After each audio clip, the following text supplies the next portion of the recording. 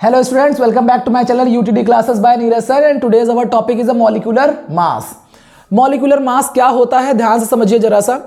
अगर दो या दो से ज्यादा एलिमेंट एक दूसरे के साथ कंबाइंड फॉर्म में रहेंगे तो उसे बोलते हैं कंपाउंड, या ये एक तरीके से मॉलिक्यूल है। तो मॉलिक्यूलर जो होते हैं इनके टोटल मास को मॉलिक्यूलर मास कहते हैं।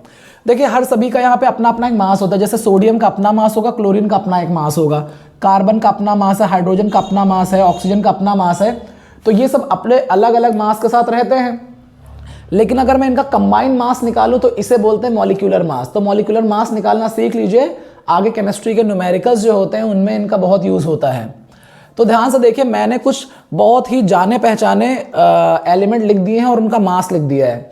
जनरली आपके क्वेश्चन में मास जो है वो गिवन रहेगा जब मॉलिक्यूलर मास का क्वेश्चन आएगा, और अगर नहीं गिवन रहेगा तो कुछ ये कॉमन है जिनका आप मास याद कर सकते हैं। तो जैसे हाइड्रोजन का 1, हीलियम का 2, कार्बन का 12, नाइट्रोजन का 14, मैग्नीशियम का 24, Mg का 23, ऐसे करके Na का 23, ऐसे बहुत सारे मैंने लिख दिए हैं जिनकी हमें जरूरत पड़ेगी। तो आइए देखते हैं ये कैसे होता है। तो देखिए ध्यान से, सबसे पहला जो मेरा एलिमेंट है इसका नाम है H2O। तो पहले इसे सही से लिखना सीखिए। देखिए ध्यान से, जो नंबर यहाँ पैरों पे होता है वो नंबर मेरे एलिमेंट के साथ मल्टीप्लाई हो जाएगा। तो ये हो जाएगा H × 2 और दो एलिमेंटों के बीच में प्लस का सिंबल दो एलिमेंटों के बीच में किसका सिंबल लगेगा? प्लस का। जैसे यहाँ पे है, यहाँ पे एक एलिमेंट है Na और एक है क्लोरीन, तो दोनों पे प्लस का सिंबल लगेगा। जैसे यहाँ पे है कार्बन, फिर एक है हाइड्रोजन, हाइड्रोजन के पैर पे 3 लगा है तो 3 से मल्टीप्लाई, फिर हाइड्रोजन के बीच में कार्बन के बीच में फिर प्लस, फिर कार्बन, फिर एक ऑक्सीजन, फिर एक और ऑक्सीजन, फिर एक हाइड्रोजन। आप चाहें तो इस वाले स्टेप को आप गायब भी कर सकते हैं, जरूरी नहीं, मैं तो आपको समझाना चाहता हूं इसलिए मैंने ये स्टेप लिखा हुआ है। आइए देखते हैं मास कैसे निकाला जाता है।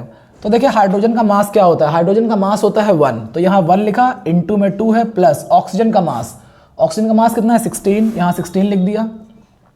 बॉड मास आपको आता है, बॉड मास से पहले मल्टीप्लाई करते हैं फिर ऐड होता है, तो 2 1 = 2 प्लस 16, आंसर कितना आ जाएगा? 18।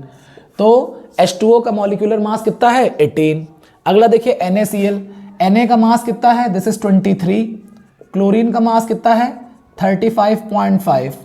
ऐड कर दीजिए इसको तो ये आ जाएगा आपके पास 58.5। ये हो गया मेरा NaCl का मॉलिक्यूलर मास। यहाँ है CH3COH, इसे बोलते हैं एसिटिक एसिड।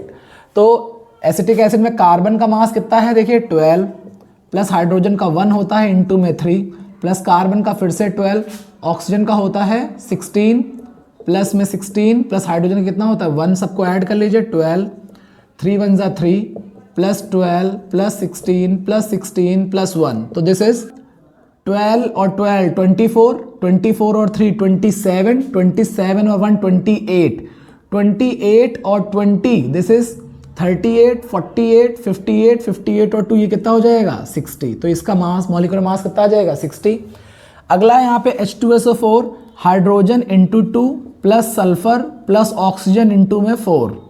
तो हाइड्रोजन का 1 × 2 प्लस सल्फर का 32 होता है, वहां से देख लीजिएगा, वो देखो सबसे नीचे सल्फर का लिखा हुआ है। ऑक्सीजन का 16 × 4, 2 1 = 2, 32 प्लस 16 4 = 64। इन सबको ऐड कर दीजिए, आंसर कितना जाएगा? 98। तो H2SO4 का मॉलिक्यूलर मास कितना होता है? 98। अगला यहाँ पे CaSO4, तो ये हो गया Ca plus S plus oxygen into 4। तो कैल्शियम का मास कितना होता है? 40, प्लस सल्फर का होता है 32, ऑक्सीजन का होता है 16 × 4। This is 40 plus 32 plus 16 4 = 64। सबको ऐड कर दीजिए, 4 और 6, 2 और 4 6, 6 3 9, 4 13, 136 होता है CaSO4 का मॉलिक्यूलर मास। अगला आता है AlCl3, तो ये हो गया Al प्लस Cl, Cl के बाद में इंटू में 3। एल्यूमिनियम का कितना होता है? एल्यूमिनियम का होता है 27, प्लस क्लोरीन का होता है 35.5, इंटू में कितना कर देंगे? 3।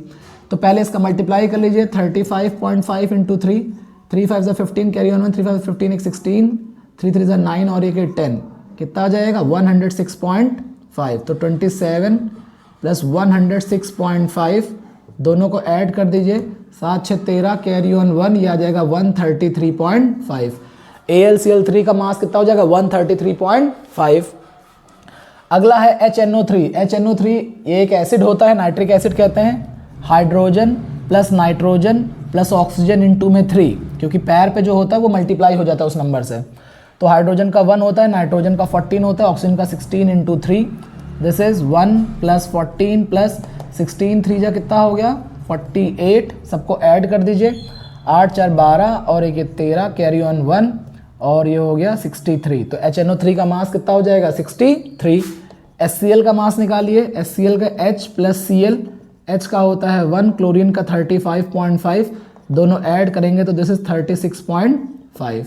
लास्ट आपके पास में है CuSO4, ये है कॉपर सल्फेट, ब्लू कलर का होता है कॉपर सल्फेट। तो कॉपर का मास कितना है 63.5।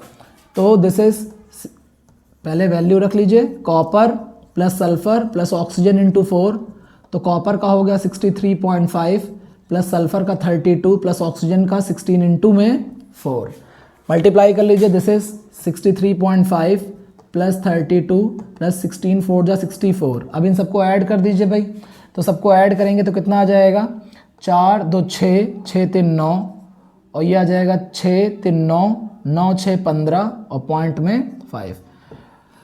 तो आई होप कि आपको मॉलिक्यूलर मास निकालना आ गया होगा। ये केमिस्ट्री की बहुत ही बारीक बारीक छोटी छोटी चीज़ें हैं। जब आप एक चैप्टर पढ़ेंगे मोल कॉन्सेप्ट, तो उस मोल कॉन्सेप्ट वाली चीज़ों में आपके पास इनकी ज़रूरत पड़ेगी, क्योंकि मोल कॉन्सेप्ट बताता है, कहेगा कि NaCl का टोटल मास इतना है, तो बताइए Na का अकेला परसेंटेज मास कितना है, क्लोरीन का परसेंटेज मास कितना है। तो वहाँ पे आपको मॉलिक्यूलर मास निकालना ज़रूरी पड़ेगा वहाँ पे। तो आई होप आपको ये वीडियो बहुत अच्छी लगी होगी। तो प्लीज़ लाइक करिएगा, शेयर करिएगा, कमेंट करिएगा, ज़्यादा से ज़्यादा लोगों को शेयर करिएगा, क्योंकि ज्ञान बांटने से ही बढ़ता है। Thank you, have a nice day.